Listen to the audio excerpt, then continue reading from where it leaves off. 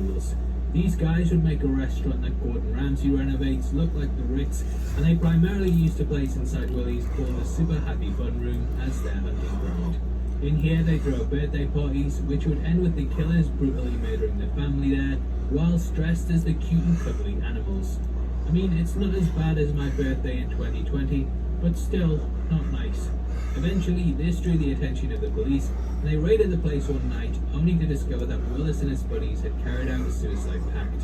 Turns out there was actually a satanic edge to this, and their souls had been transferred into the bodies of the animatronics, because if you could shift your soul into a machine, why wouldn't you move it into a giant animal instead of Scarlett Johansson's vibranium gloves, or whatever. Anyway, 10 years passed, and the restaurant was bought by American stereotype Tex McAdoon. Tex wanted to renovate a lot and bulldoze the area, but the contractor who was scheduled to carry out the job was killed the day before, and more strange things started to happen in the town. There were a number of murders, and it slowly became clear that the vengeful serial killers had returned. Tex and the local sheriff decided to strike up a deal with the devil, and they went to Willis offering a bargain. In exchange for not attacking the townsfolk, they would supply unwitting victims to Willie. There was one person that they didn't count on. Nicolas Cage, the pinball wizard. Anyway, the movie opens with a woman who looks like Heidi from Married at First Sight Australia being murdered, and it's not too long before we're introduced to a young Liv. Her parents were lured to the restaurant and they were killed in front of her eyes. Local Sheriff Eloise took the girl for herself, and since then she and her friends have been trying to put an end to Willie and his schemes. And Liv pretty much becomes the character that does all the talking, because Nicolas Cage's, aka the janitor, is playing the strong and silent type. I'm not even joking, the guy doesn't have one line of dialogue in the entire film, and therefore Liv becomes the most relatable person, as she wants to burn down Willie's and all that it represents. Now early on in the movie, the janitor rolls into town and is taken out by a tire trap, and thus he falls into the sacrifice game set up by the townsfolk. The janitor is told by Tex and a mechanic named Jed that they will fix up his car if he cleans Willie's up.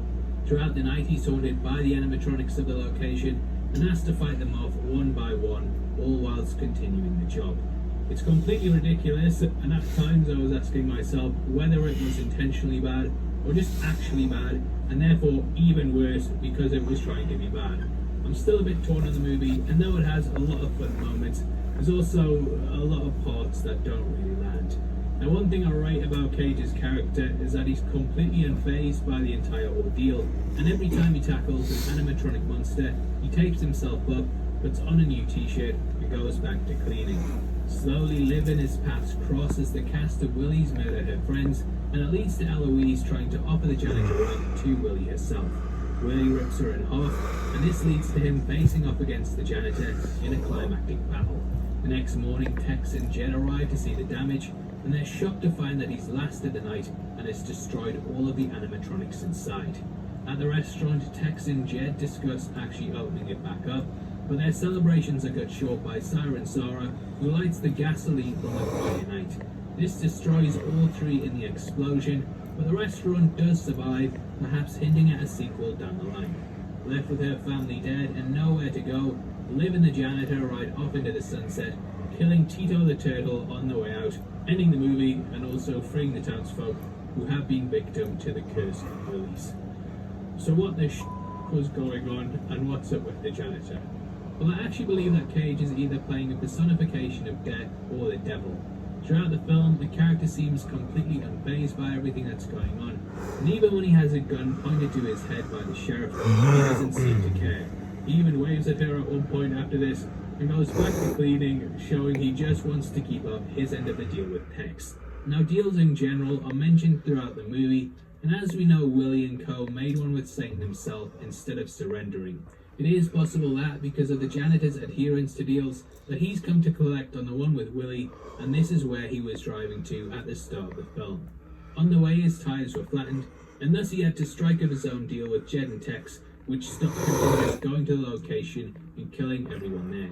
This deal clearly has a lot of bearing over his actions in the movie, and Tex even says it's important to take plenty of breaks and to also wear the t-shirt, both of which he does without any real agency himself, to the point that when his watch goes off and alerts him to a break, he drops what he's doing and then goes and plays some pinball. Cage's character also loves games, and typically in fiction, Death has been personified as being someone that has fun playing them too. He drinks a bunch of energy drink, and has so many weird little characteristics that he's just fascinating to watch. I did try and enhance the dog tags that are present in his car at the start, but they aren't clear enough to see, so his name does still remain a mystery.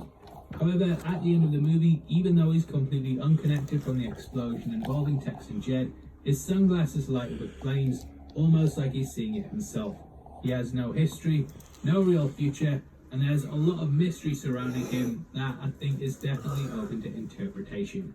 To me, he is either the devil or death, but I can see people disagreeing. He may just be someone with a mental compulsion that means he can't break his routine, as he even stops fighting at one point to go back to his habits. Cage himself has said he doesn't want to clear anything up, as he wants some mystery to remain around the character. However, he does know the answer, and hopefully we'll get it one day, because it's killing me. Now, as for the movie itself, I kind of have mixed feelings on it.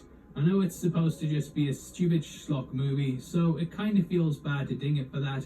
I just wish there was a bit more meat to the film, and it runs a bit thin on plot by the midpoint. Once he's beaten up the first three killers, it kind of falls into a routine.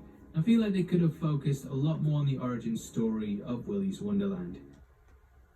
A Breeze car vent clip gives you up to 30 days of fresh air, so you can have open window freshness, even with all the windows up. Enjoy fresh anytime with the Breeze.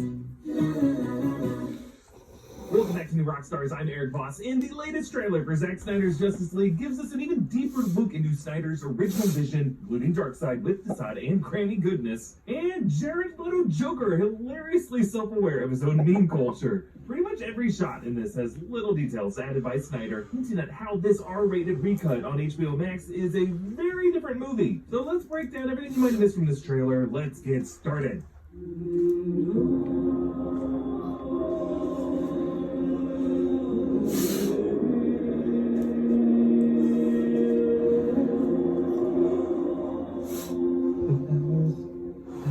Okay, this is a new angle of Superman's death with Doomsday in Batman v Superman, his suit visibly torn through the crest to emphasize that there should be no way he just puts on the same old blue and red suit. He's gotta go dark. Kal-El's death screams have been visualized as these shockwave blasts, representing the bell that has been rung for Darkseid, described by the voice of Lex Luthor, coming back from the end of Batman v Superman and his warning to Batman. But what I love about this, if you were to go back and watch Batman v Superman, back then Snyder snuck in these same vocal blasts right as Superman screamed in that scene. So this is what Snyder is talking about when he says restoration. He's not adding a bunch of random stuff, he's restoring unappreciated details that were part of his vision to begin with. And now by revisiting this moment in Snyder's slow, we get to better observe the exact consequences of Kal-El's death. Next clip.